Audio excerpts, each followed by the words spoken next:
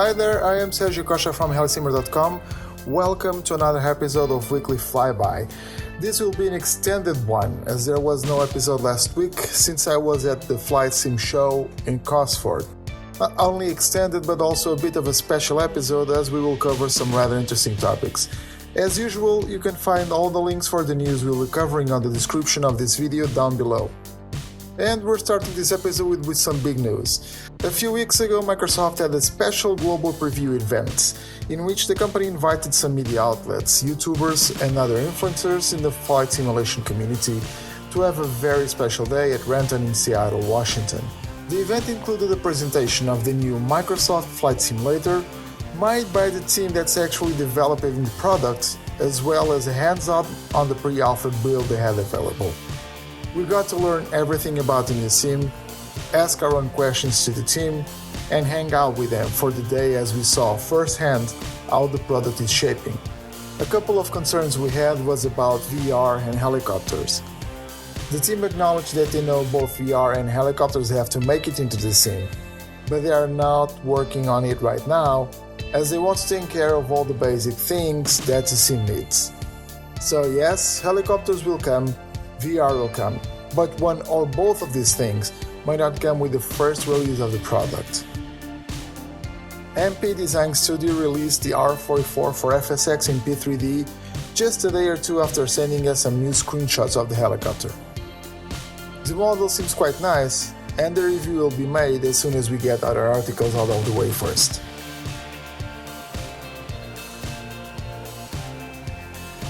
Like we mentioned a few weeks ago, Virpil, the hardware manufacturer behind some of the most impressive controls for sims out there, is having a competition for the design of panels for different types of aircraft, including helicopters. The designs are now up for voting by the community, and the winners will be produced by the company. You can find the link to vote on the news we published.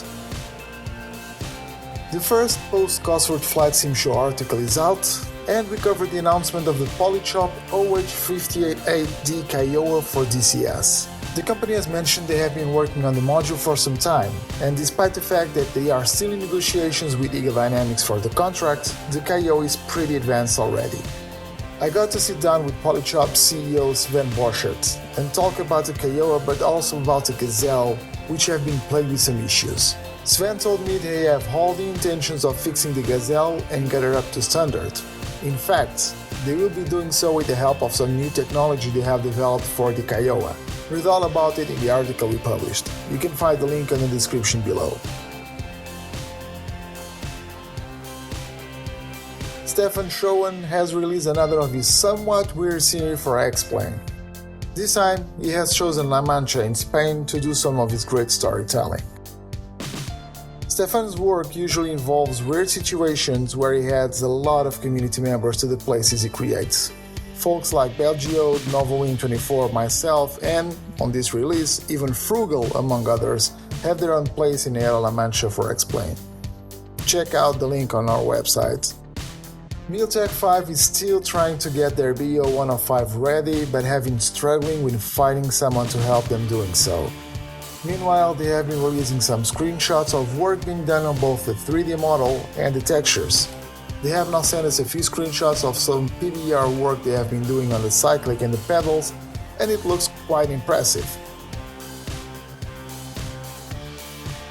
And we finish this week's episode with the news of a CH-53E Super Stallion for X-Plane being under development. Virpil Design is working on a model of this helicopter for X-Plane, but the idea is not to create a highly complex model that fully simulates the real counterpart. The goal is to use X-Plane systems in flight dynamics only without any custom plugins and keep everything very simple. It's a shame, as a complex CH-53 would be amazing, perhaps even an MH-53 for example, but it's a nice start and it may inspire others to do a more faithful model in the future. That was all for the last couple of weeks.